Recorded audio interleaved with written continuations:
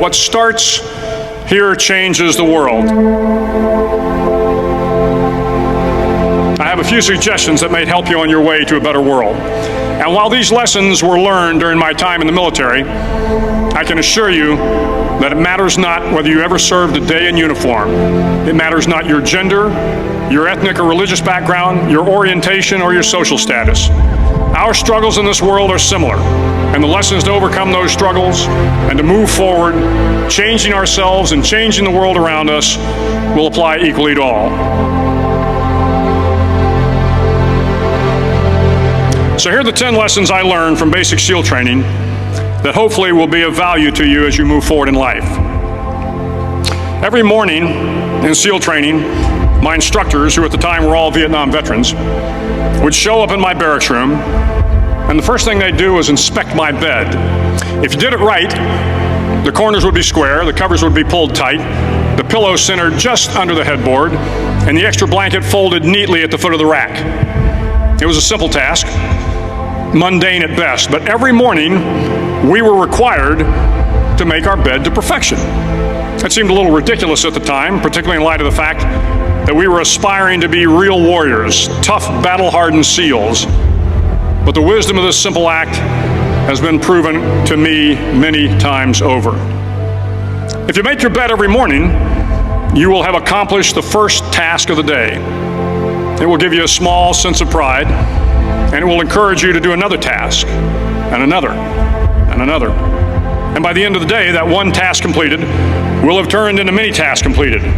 Making your bed will also reinforce the fact that the little things in life matter.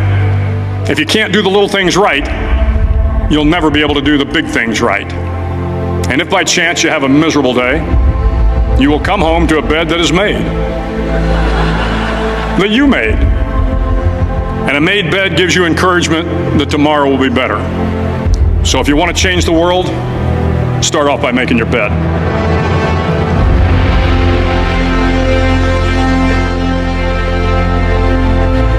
During SEAL training, the students are all broken down into boat crews. Each crew is 7 students, 3 on each side of a small rubber boat, and 1 coxswain to help guide the dinghy. Every day your boat crew forms up on the beach and is instructed to get through the surf zone and paddle several miles down the coast.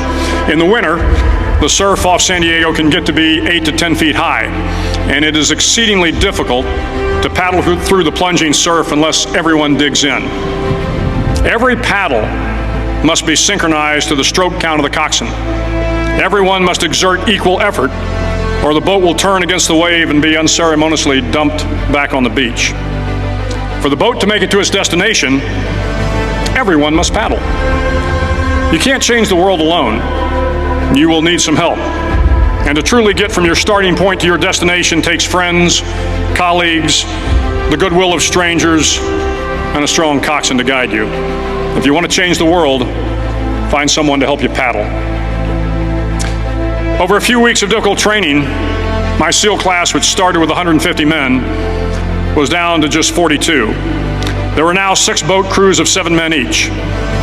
I was in the boat with the tall guys, but the best boat crew we had was made up of the little guys, the Munchkin crew we called them. No one was over 5'5". The Munchkin boat crew had 1 American Indian, 1 African American, 1 Polish American, 1 Greek American, 1 Italian American, and 2 tough kids from the Midwest. They out-paddled, outran, and outswam all the other boat crews. The big men in the other boat crews would always make good-natured fun of the tiny little flippers the Munchkins put on their tiny little feet prior to every swim. But somehow these little guys from every corner of the nation and the world always had the last laugh, swimming faster than everyone and reaching the shore long before the rest of us. SEAL training was a great equalizer. Nothing mattered but your will to succeed, not your color, not your ethnic background, not your education, not your social status. If you want to change the world, measure a person by the size of their heart, not by the size of their flippers. Several times a week, the instructors would line up the class and do a uniform inspection. It was exceptionally thorough. Your hat had to be perfectly starched, your uniform immaculately pressed, your belt buckle shiny and void of any smudges.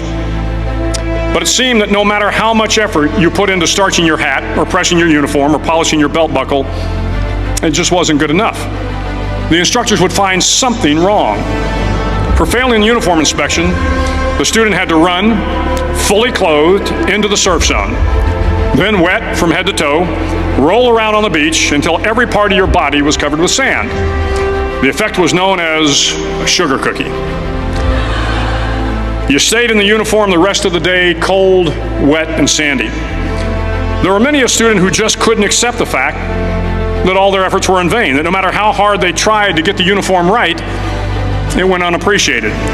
Those students didn't make it through training. Those students didn't understand the purpose of the drill. You were never going to succeed.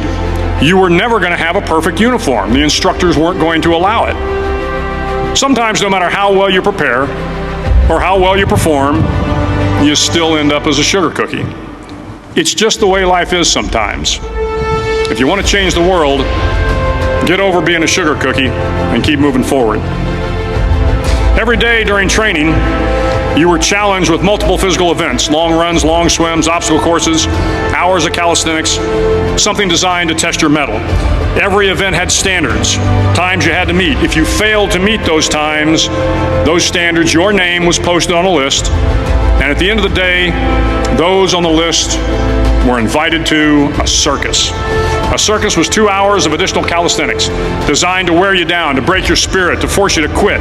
No one wanted a circus. A circus meant that for that day, you didn't measure up. A circus meant more fatigue, and more fatigue meant that the following day would be more difficult, and more circuses were likely. But at some time during SEAL training, everyone made the circus list. But an interesting thing happened to those who were constantly on the list. Over time, those students who did 2 hours of extra calisthenics got stronger and stronger. The pain of the circuses built inner strength and physical resiliency. Life is filled with circuses. You will fail. You will likely fail often. It will be painful. It will be discouraging. At times, it will test you to your very core. But if you want to change the world, don't be afraid of the circuses. At least twice a week, the trainees were required to run the obstacle course. The obstacle course contained 25 obstacles, including a 10-foot wall, a 30-foot cargo net, a barbed wire crawl, to name a few. But the most challenging obstacle was the slide for life. It had a 3-level, 30-foot tower at one end and a 1-level tower at the other. In between was a 200-foot-long rope. You had to climb the 3-tiered tower, and once at the top, you grabbed the rope, swung underneath the rope, and pulled yourself hand over hand until you got to the other end. The record for the obstacle course had stood for years when my class began in 1977. The record seemed unbeatable until one day a student decided to go down the slide for life head first. Instead of swinging his body underneath the rope and inching his way down, he bravely mounted the top of the rope and thrust himself forward. It was a dangerous move, seemingly foolish and fraught with risk. Failure could mean injury and being dropped from the course. Without hesitation, the student slid down the rope perilously fast. Instead of several minutes, it only took him half that time. And by the end of the course, he had broken the record. If you want to change the world, sometimes you have to slide down the obstacles head first. During the land warfare phase of training, the students are flown out to San Clemente Island, which lies off the coast of San Diego. The waters off San Clemente are a breeding ground for the great white sharks. To pass SEAL training, there are a series of long swims that must be completed. One is the night swim. Before the swim, the instructors joyfully brief the students on all the species of sharks that inhabit the waters off San Clemente. They assure you, however, that no student has ever been eaten by a shark, at least not that they can remember.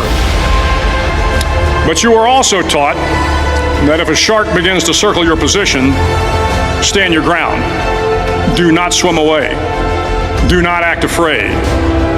And if the shark, hungry for a midnight snack, darts towards you, then summons up all your strength and punch him in the snout, and he will turn and swim away. There are a lot of sharks in the world. If you hope to complete the swim, you will have to deal with them. So if you want to change the world, don't back down from the sharks. As Navy SEALs, one of our jobs is to conduct underwater attacks against enemy shipping. We practice this technique extensively during training. The ship attack mission is where a pair of SEAL divers is dropped off outside an enemy harbor and then swims well over 2 miles underwater, using nothing but a depth gauge and a compass to get to the target. During the entire swim, even well below the surface, there is some light that comes through. It is comforting to know that there is open water above you. But as you approach the ship, which is tied to a pier, the light begins to fade. The steel structure of the ship blocks the moonlight. It blocks the surrounding street lamps. It blocks all ambient light. To be successful in your mission, you have to swim under the ship and find the keel, the center line, and the deepest part of the ship. This is your objective.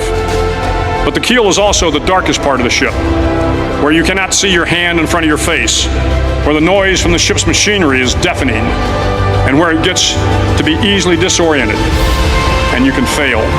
Every SEAL knows that under the keel, at that darkest moment of the mission, is a time when you need to be calm, when you must be calm, when you must be composed, when all your tactical skills, your physical power, and your inner strength must be brought to bear.